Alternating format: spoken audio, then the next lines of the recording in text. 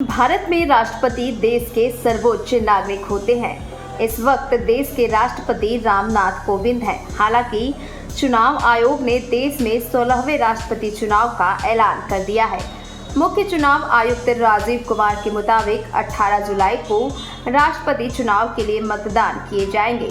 इसके लिए 15 जून को अधिसूचना जारी होगी।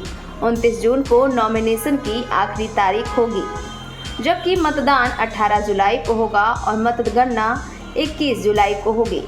अब आपके मन में सवाल उठ रहा होगा कि आखिर राष्ट्रपति का चुनाव होता कैसे है?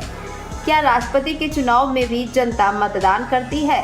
क्या राष्ट्रपति का चुनाव किसी खास कोटि से होता है? तो हम आपको बताने जा रहे हैं कि आखिर भारत में राष्ट्रपति के चुनाव की प्रक्रिया क्या है। सबसे पहले आप यह जान लीजिए कि कौन कौन से लोग राष्ट्रपति का चुनाव लड़ सकते हैं। इसके लिए क्या आवश्यक योग्यताएं होनी चाहिए। अनुच्छेद 58 के तहत वही राष्ट्रपति चुनाव के लिए उम्मीदवार चुनाव लड़ सकता है जो भारत का नागरिक हो, जिसकी आयु सीमा 35 वर्ष हो, लोकसभा के सदस्य बनने के योग्य हो और भारत सरकार या किसी राज्य के सरकार के अधीनस्थ किसी भी स्थानीय या अन्य संस्थान के अधीन किसी भी उप सरकार के नियंत्रण के अधीन लाभ का कोई पद धारण नहीं किया हो। भारत में राष्ट्रपति का चुनाव अप्रत्यक्ष निर्वाचन द्वारा होता है। मतलब यह हुआ कि राष्ट्रपति का चुनाव इलेक्टोरल क्लोज द्वारा होता है। देश की जनता राष्ट्रपति के चुनाव खुद से नहीं करती, बल्कि उसके वोटों से चुने हुए प्रतिनिधि वोट करते हैं। इसे ही अप्रत्यक्ष निर्वाचन कहा जाता है। राष्ट्रपति का चुनाव जनता के द्वारा वोट के आधार पर चुने गए प्रतिनिधि करते हैं। इसका साफ मतलब यह है कि इस प्रक्रिया में वोटिंग का अधिकार चुने हुए विधायक और सांसदों के पास होता है। राष्ट्रपति चुनाव में संसद में नामित सदस्य और विधान परिषदों के सदस्य वोट नहीं डाल सकते हैं, क्योंकि ये जनता के द्वारा सीधे नहीं चुने जाते हैं। अब आप निर्वाचन की प्रक्रिया भी समझ लीजिए। भारत के राष्ट्रपति पद के दौर में हिस्सा लेने के लिए प्रत्येक उम्मीदवार को अपना उम्मीदवार दाखिल करना होता है।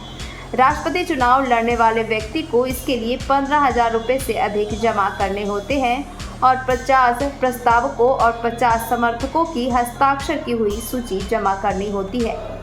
प्रस्तावक और समर्थक राष्ट्रपति चुनाव में मतदान के योग्य निर्वाचक में से कोई भी हो सकता है। आपको बता दें कि राष्ट्रपति चुनाव में योग्य व्यक्ति केवल एक ही उम्मीदवार का प्रस्ताव या समर्थन कर सकता है। राष्ट्रपति चुनाव में सभी निर्वाचित विधायक अपने अपने राज्य और केंद्र शासित प्रदेश में, वहीं सभी निर्वाचित सांसद राज्यसभा और लोकसभा में वोट करते हैं। वोट डालने के लिए निर्वाचित सांसदों और निर्वाचित विधायक मतपत्र दिए जाते हैं और सांसदों को हरे रंग और विधायकों को गुलाबी रंग का मतपत्र दिया जाता है। उन्हें विशेष पेन भी दिए जाते हैं जिससे वह अपने वोट रिकॉर्ड करने के लिए कर सकते हैं। प्रत्येक मतपत्र में उनके उम्मीदवारों के नाम होते हैं जो राष्ट्रपति का चुनाव लड़ रहे हैं। जिस राष्ट्रपति को वे राष्ट्रपति के रूप में सबसे अधिक पसंद करते हैं उनके लिए एक नंबर चुनते हैं, जबकि उस उम्मीदवार के लिए 2 चुनते हैं जिनकी वरीयता दूसरे नंबर पर है, और इसी तरह अन्य वरीयता का चुनाव भी किया जाता है। इसके साथ ही जो भी निर्वाचक राष्ट्रपति पद के उम्मीदवार के लिए वरीयता चिन्हित करता है उसके लिए यह आवश्यक नहीं है कि वह सभी उम्मीदवारों का चयन करे, वह केवल पहली वरीयता को ही चिन्हित कर सकता है। वोटिंग के बाद विधायकों के मतपत्रों को राज्यवार इकट्ठा कर प्रत्येक उम्मीदवार के ट्रे में डाल दिया जाता है।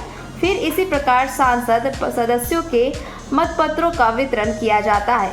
वोट डालने वाले सांसदों और विधायकों के वोट का वेटेज अलग अलग होता है। राज्य के विधायकों के वोट का वेटेज भी अलग अलग होता है। विधायक के मामले में जिस राज्य विधायक हो उसकी आबादी देखी जाती है और उस प्रदेश के विधानसभा सांसदों की संख्या देखी जाती है। वेटेज निकालने के लिए प्रदेश की जनसंख्या को चुने हुए विधायक संख्या में बांटा जाता है, फिर उसे 1000 से भाग दिया जाता है। उसके बाद जो आंकड़ा आता है वही उस राज्य के वोट का वेटेज होता है। अब आपके मन में एक और सवाल उठ रहा होगा कि आखिर कैसे तय होता है राष्ट्रपति पद का विजेता। आइए यह भी जानते हैं। राष्ट्रपति चुनाव का विजेता वह व्यक्ति होता है जिससे सबसे अधिक मत प्राप्त होते हैं। बल्कि वह व्यक्ति होता है जिसे एक निश्चित कोटे से अधिक मत प्राप्त होते हैं। प्रत्येक उम्मीदवार के लिए डाले गए वोट को जोड़कर योग को 2 से विभाजित करके भागफल में 1 जोड़कर कोटा तय किया जाता है। जिस उम्मीदवार का तय कोटे से अधिक वोट प्राप्त होता है उसे ही विजेता घोषित किया जाता है। अब आपके पास एक और सवाल उठ रहा होगा कि अगर किसी को कोटे से अधिक वोट नहीं मिले तब क्या होगा।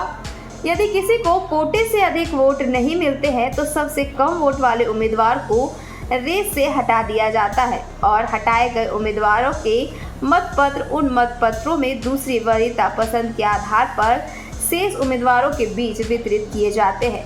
प्रत्येक उम्मीदवार के लिए मतों की गिनती की प्रक्रिया को दोहराई जाती है ताकि यह देखा जा सके कि कोई है कोटा से ऊपर मत पा सका है या नहीं।